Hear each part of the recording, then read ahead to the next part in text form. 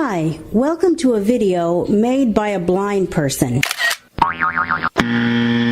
Yeah, too blind to care what the visuals look like. Hi everyone. Okay, I am really not crazy about the recorder that I'm using right now, but it's the only one it's pretty much the only one I can spare. I have a particular model that I like, but I have lost machine after machine because the earphone cord gets caught on something, I guess, and by the time I realize it, this thing has hit the floor. Not this thing, but these recorders that I prefer. And it's a problem because the battery door or whatever is this hinge thing connected to the end of it, which keeps breaking. That's how I keep losing these things. And frankly, I could never actually afford to buy new ones, but I kept faking to afford them and buying them anyway by taking myself into debt. And since I'm not willing to do that anymore, I just had to switch roles, take what was my vlogging camera, MP3 recorder I was using for YouTube, whatever you want to call it, and turn it into my main one, causing me to have to switch roles with this older machine that is made by the same company, but I don't like it as much for two main reasons, one of which is it sometimes skips. I hope it doesn't skip when I'm trying to make vlogs. Am I going to get another recorder? I would like to, but I have to look at my finances, see if I have it. I mean, it might be something that I decide to sacrifice something for so that I can afford it now that the only thing I have left is this one. I know there's a different model, a newer model than the one I keep using. I wonder what the battery door situation is. Is it more like this? This is one thing I do have to say about this one that I'm using now. At least if you want to open the battery, you literally have got to hit a button and pull the pack off. And I mean, the likelihood that this is going to happen to this machine is pretty low. Now, if it would behave like the other one, I would say, screw the other one, I'll just use this one, or this kind. Anyway, I don't even know if I'm going to put this in the next vlog, but the point is, if you happen to notice any kind of difference, I don't know if you can even tell that I'm recording on something different, but I am, and this is why. I just lost the one that I was using as my main one, and I had to take what was supposed to be my vlogging camera, if you will, and turn that into my main one.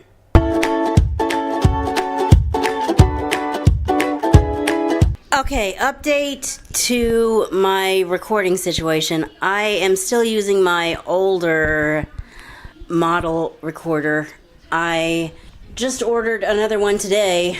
I actually ordered a newer model because the one that I liked, it's harder to find these days, and the last one I got was a refurbished one, and I promptly sent it back. I will say this for Amazon, they did help me facilitate a return because obviously a blind person, I need something that's going to talk to me. And these Olympuses are able to talk to me, and for whatever reason, the one I got would not talk to me. We could not get, I enlisted sighted assistance, we could not get that silly voice guidance turned on. They must have, I don't know if they erased the voice guidance ability before they sent it to me or what, but I was like, well, if it's never going to be able to talk to me, I'm not going to be able to use it. So I returned it, and as it turns out, they discontinued the one that I really liked. No wonder I'm having a hard time finding it. But the good news is they have a newer model, and it might be a little bit different, but it sounds like it's pretty much the same. Hopefully it's still got the same features that I like. I know it's got voice guidance, and I haven't actually held one in my hands yet, but from what I'm being told, the battery door compartment is better than the one on the DM620s. So actually that's a positive thing.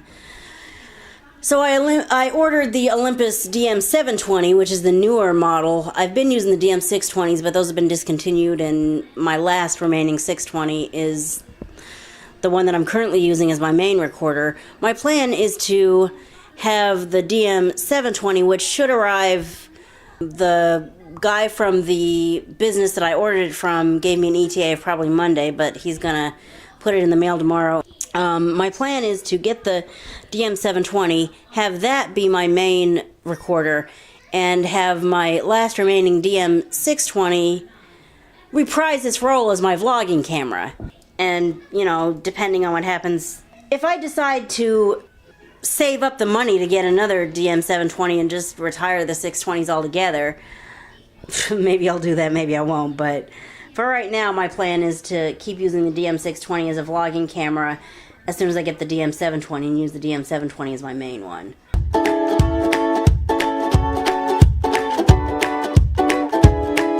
Good morning. It is Friday, and it's one of these mornings where by the time I finally wake up for the day, I have very little time to get ready for work, so I'm gonna have to just not talk very much and get ready. I'll come back and vlog when I can, but I was stuck taking door-to-door transit this morning, and their ETA is 8:54, and it's probably 8:24 right now, so yeah, I gotta get my butt going. Okay, now that I'm ready to go, I can tell you what I've been thinking about. Actually, I've been thinking about it for a while, but I finally got like one step closer to doing it last night by doing a little bit of preliminary research and reaching out to the entity to find out, to get a little bit of information. I'm considering expanding this content to other places. I'm not saying I'm leaving YouTube. I have no plans to leave YouTube.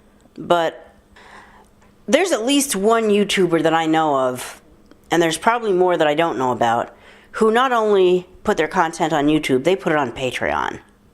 And I'm considering expanding to there. YouTube may not like it, but I really don't care.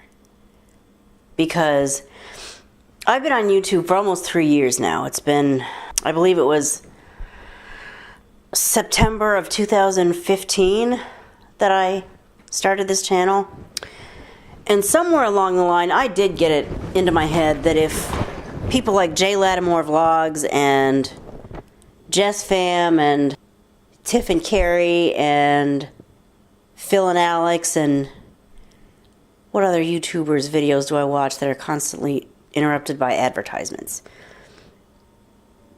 As much of a pain in the neck as they sometimes are, they prove that those people are monetized and making money off of their videos.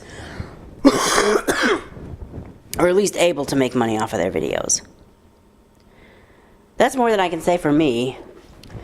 I was monetized for a short time, but I made like a penny off of those monetizations. And that didn't last long, because I think I got monetized in like August or September, I think, of 2016. And in April of 2017, YouTube decided I no longer deserved monetization. And I was suddenly unable to monetize my videos. And then, in February of 2018, YouTube decided a lot of people didn't deserve to be monetized, and they cut the monetization for a lot of people. That's why I'm constantly asking you guys to sign the Do Not Demonetize petition if you feel so moved, because before that happened, a small YouTube creator found out about that and said, no, I'm not going to just sit back and let them cut my ability to make income off of what I love doing. And he went to change.org and wrote a petition saying, let's tell YouTube to stop doing this. Yeah, well, we told them, but they didn't listen. Obviously, they thought it was in their best interest to not listen. YouTube has cut monetization for a lot of people, and I'm not sure if I've seen tweets, YouTube video titles, or both. I know I've seen a YouTube video title or two. I haven't actually watched the videos, but the titles, I think, say enough. You need 1,000 subscribers and 4,000 hours of watch time to even be considered. I can't imagine how long it's going to take me to get to that. And then, even if I do, just because I get to that and apply for remonetization does not mean I'm going to get remonetized. People are applying for remonetization and still receiving negative answers from YouTube. Yes, you have 1,000 subscribers. Yes, you have 4,000 hours of watch time. But no, you still don't deserve to be monetized. As far as I'm concerned, you don't deserve to make money off of what you're doing. Well, if YouTube's attitude toward me is always going to be screw you, my attitude about that is screw you too, and I'll take my desires to make money elsewhere. I'm still planning on making YouTube videos, and again, I haven't made up my mind for sure to do Patreon, but I'm thinking about it and looking into it. And if Patreon allows me to make money where YouTube refuses to, then I'm going to at least be posting stuff to Patreon. Maybe at some point, if it gets lucrative enough and easy enough and still remains impossible to be monetized on YouTube, I might think about leaving YouTube. But that's, like I said, I have no plans to leave YouTube just yet. I may never leave YouTube. But I am going to say that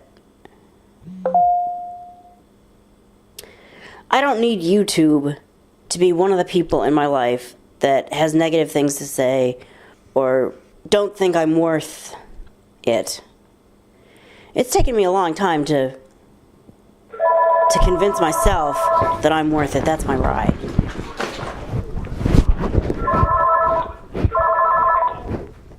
Call from entry. Hello? Okay, I'll be right there. It has taken me this long to kind of believe for myself that I am worth it and that I deserve success like other people do. And if YouTube is going to insist that I don't, then I can find someone that thinks that I do and work with them. It's kind of like my pizza box folding job. I liked that job, but they were only ever able to pay me minimum wage at 2 and eventually 3 hours a week. I only ever got 3 hours a week at that job. And what did I do the whole time I was working there? Look for a new job. And eventually I found that new job and I left the pizza box folding job. Not because I didn't like it, but because that was never going to be enough money to pay off debts, to save for anything, to do anything with. And if YouTube is going to be like my pizza box folding job, then I need to find something that's going to meet my needs like my envelope sealing job is. And on that note, I'm going to go catch my ride to my envelope sealing job.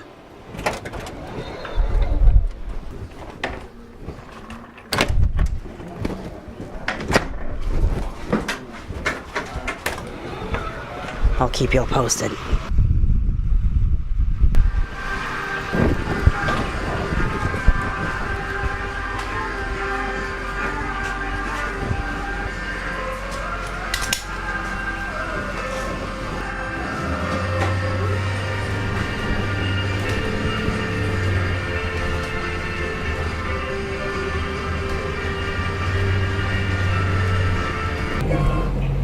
Bill and a whole bunch of loose change. The restaurant posted a picture of it on Facebook making fun of him, saying, we'll just caption this, how not to pay at a restaurant, because that's the nicest thing we can think to say about this ridiculousness. Hashtag Star Period, not Coinstar. Hashtag anybody need change. Hashtag no home training. Hashtag at least they left a tip. Hashtag working with the public. The post has been taken down because obviously there's been some backlash. This is a 17-year-old taking his buddies out for a meal. going to your establishment and tipping $10 on a $45 tab. But you're gonna shame him. You're gonna shame him because you put it like because he gets a bunch of quarters. Well, now he's turning this in. This guy, he's a self-described quarter boy. See, he's owning it. I love that. I love that he's owning that. Quarter boy. Well, now he's starting to GoFundMe, or he has this fundraiser going on where he's trying to raise money just to surprise people paying for their lunch. See him out at a restaurant, he'll just pay the tab. He's got, at press time, as they say in the biz, $4,000 out of $5,000 you wanted to raise. He just sees somebody having a meal, and he pays it for them just to brighten up their day. How many people walk in that other restaurant and say, hey, oh, I'm sorry, I only have quarters, and turn around and walk out? I'd love to see that. Okay, more coming up. I just heard a really funny thing on the radio, and it just so happened that I accidentally had my main recorder on. That happens sometimes. I don't have the keys locked, so I'll accidentally hit the record button. And, you know, a lot of times I don't record things off the radio because I'm scared of getting in copyright. I'm scared of getting in copyright trouble.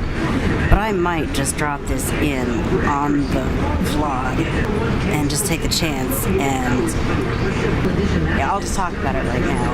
Apparently this guy took out his buddies for a meal, and the driver changed the station in the middle of the story, so I only got part of it, but rather he changed the station to this in the middle of the story from something else. So apparently the guy paid like a $20 bill and a whole bunch of change, and the restaurant posted on Facebook, posted a picture of it and said how not to pay the restaurant. Hashtag anybody need change, and a whole bunch of other hashtags. And so this guy, first of all, I wish I had the kind of change that this guy did. I'd cash it in and make a buttload of money. Because apparently the restaurant was mad because he gave $10, $20, $30, $40 in quarters. Well, first of all, that's nothing to turn your nose up at, because first of all, I live in an apartment building where $10,000 in quarters would pay my washing machine and dryers for the rest of my life. Because, yeah, that's a lot of quarters. And I do have this thing about collecting change. I do collect it and hopefully one day cash it in and make a bunch of money. Save your change. You know, one of these days you'll be able to put it in one of these coin machines and you'll be surprised at what it can do for you. Anyway, this guy responded to this by saying, well, you know what, I'm going to start a GoFundMe campaign. I'm going to take all the money that I raise from that GoFundMe campaign and just be at a restaurant and help people out. Just randomly buy people's meals just to put a smile on their face. That's sweet. That's sweet. What do you think about that, Mr. Trump? Then Trump says, Took him out of the garbage heap. My gosh, I can file this one under one of those, like you said before. When I teach my kid to talk to somebody like that, no. there's the other part of me that says, But it's pretty funny. as disappointed as I was Monday. Yeah, well, as far as this guy's concerned, I mean, don't get me started on Trump. That's all I'm going to say. Yeah, I could create a whole new... If I wanted to create a political video, I just don't... I don't want to be one of these political vloggers, but if I wanted to, our president definitely gives me plenty to talk about. As it is, I'm sure there's plenty of YouTubers who make their channel about politics on both sides of president, those who love him, those who hate him, those who love to hate him, and there are plenty of people that talk about him, so I'm not going to talk about him, but At least there's entertainment factor there. yeah, anyway. That was one of those, she wants to watch one of those things, she can have the living room. If I want to watch one of those things, I can have the living room. Although she comes out on top in this scenario because I don't like to be in my living room because we got a freaking smart TV that's spying on us. So I just, watch it in the bedroom on my phone or something. If you see one of those two things, you're at the right entrance. 500 years old. Staring at her all the time, freaking out. Oh, okay. Falling in love with him, she calls the FBI Because there's multiple entrances at this location, and if you drop me off at the wrong one, I'll be kind of disoriented.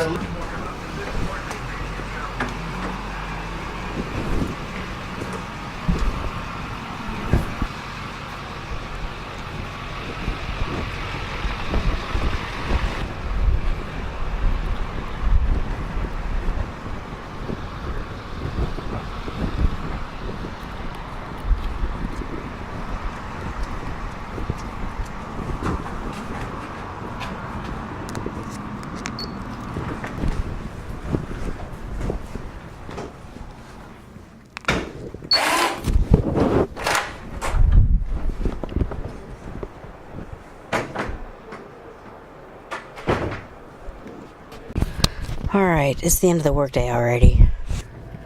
Because I didn't vlog anything at work today. And this is what happens in some of these cars. The whole drive is nothing but the radio. And like I said earlier in the vlog, I am so over this last leftovers of the cold I had 2 weeks ago called the last nagging cough. It just needs to go away.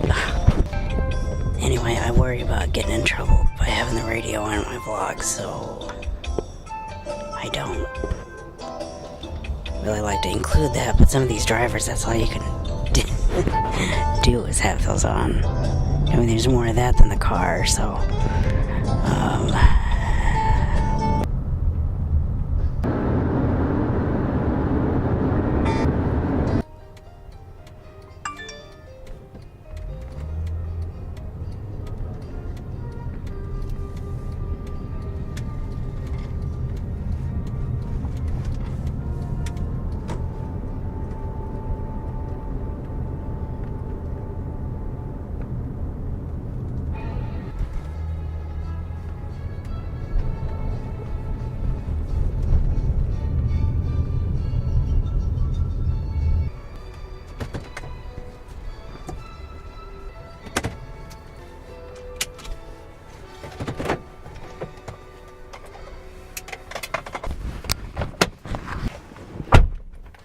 okay, we're home. I'm home.